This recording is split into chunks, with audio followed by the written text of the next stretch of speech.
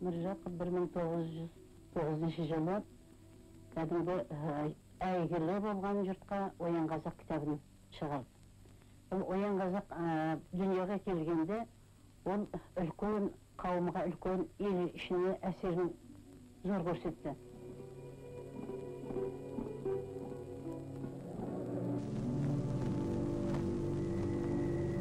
Орыс академиясы 14 жылға Оян қазаққа берген бағасы. Дала перзенті Міржақып Дулатов қазақ халқының бостандығын армандап, өз халқына Оян қазақ деп қуатты ұран тастаған. Жаңа өмір құлышысы оқу ағартусыз қазақ халқының болашағы жоқ деп ұғынады. Отыршылық өмірге көшу, әйелдер жағдайын өзгерту, оның музасын алтын арқауы, ол азамат ақын деп сондай баға берген еді.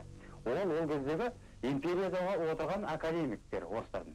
Енді тағы да бір ғажабы Александр Бениксен Келкежей француздың зерттеушілері Париждегі. Бөкейханов, Ахмет Байтұрсын, Міржақып Дулатовтарды Джавахарлал Неру, Махатма Гандилермен сондай салыстырады.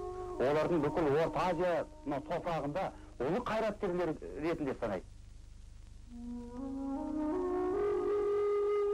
Сонда мынау Серке газетінің соттаған мынау құжаттары, документтері қызық енді оқысаңыз.